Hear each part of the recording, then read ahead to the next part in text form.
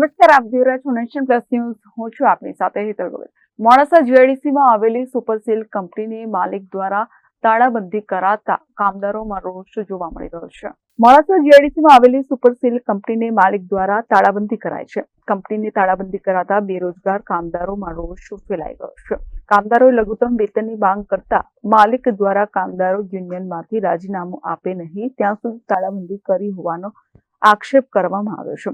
કામદારો અને યુનિયન દ્વારા મોડાસા ટાઉન હોલ આગળ પ્લે કાર્ડ લઈ દેખાવો અને સૂત્રોચ્ચાર કર્યા છે. સીઆઈટીયુના રાજ્ય સમિતિના મંત્રી અને અરવલ્લી જિલ્લાના મહામંત્રી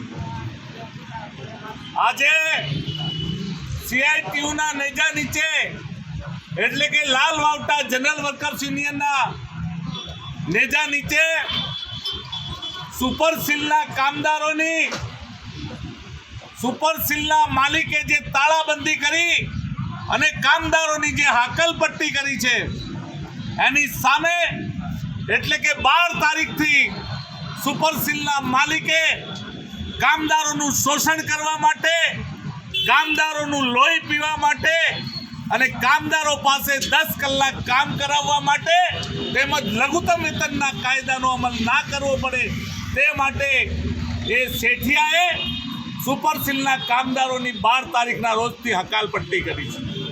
અમે સીઆઈટીયુ આજે આ રેલી કરી એના કૃત્યને એ શેઠના પગલાંને અમે વખોડી કાઢીએ છીએ અને આજે ચેતવણી આપીએ છીએ માલિકને કે જો સુપરસીલના કામદારોને ન્યાય આપવામાં નહીં આવે, સુપરસીલના કામદારોને અન્યાય કરવામાં આવશે, લઘુત્તમ વેતનનો અમલ કરવામાં નહીં આવે, ઓવરટાઈમ કરાવીને ઓવરટાઈમનો પગાર નહીં આપવામાં આવે અને બીજી બધી જે કાયદેસરની માગણીઓ એસીએલમાં ચાલે છે, સરકારમાં ચાલે છે, એનો અમલ કરવામાં નહીં આવે તો આવતીકાલથી 8:30 વાગ્યાથી સુપરસીલના ગેટ ઉપર કામદારો દેખાવો કરવાના છે.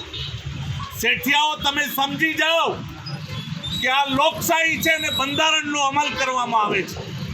આ બંધારણના કાયદાના અમલના કારણે 8 કલાકની અમારી નોકરી છે. વધારાના કલાકો કામ કરાવવા હોય તો એનો ડબલ ઓવરટાઈમ આપવો પડે છે. પણ આ શેઠિયાની દાનત ચોર દાનત છે અને ચોર દાનતના કારણે કામદારોનું શોષણ કરવા માટે 2 કલાક વધારે કામ લેવામાં આવે છે. આ શેઠિયાની ઓફિસની અંદર એમના પાળેલા, એમના ખાધેલા અને એમના ખાસ માણસો એવા રાખેલા છે કે એ કામદારોને હેરાન કરે છે. આ કામદારોની હેરાનગતિ બંધ નહીં થાય તો આખી જીઆઈડીસીની અંદર જબરજસ્ત રીતે ક્રાંતિકારી પગલાં ભરવામાં આવશે અને આ સુપરસીલના કામદારો ન્યાય માટે છેક સુધી લડશે. કામદારોની હકાલપટ્ટી કરી છે તે ગેરકાયદેસર છે, ગેરવ્યાજબી છે. કામદારોને પહેલાં નોટિસ આપવી પડે, નોટિસ પગાર આપવો પડે, ત્યાર પછી એને હકાલપટ્ટી થઈ શકે. પણ આ માલિક તરફથી દાદાગીરી કરવામાં આવે છે. આ માલિક તરફથી સરમુખત્યારશાહી અને ગુલામની જેમ કામદારો સાથે વર્તન કરવામાં આવે છે. એને અમે સખત શબ્દોમાં વખોડી કાઢીએ છીએ અને આગામી સમયની અંદર જબરજસ્ત આંદોલન કરી આ શેઠની જે કામદારોને નમાવવાની પ્રવૃત્તિ છે એને અમે બસ થવાના નથી અને કામદાર એકતા સાથે અમે માલિકની સામે અવિરત અમારું આંદોલન ચાલુ રહેશે. લડેંગે લડેંગે, ઇન્કલાબ जिंदाबाद, સીઆઈટીયુ जिंदाबाद, हमारी मांगे पूरी करो, हमारी मांगे पूरी करो.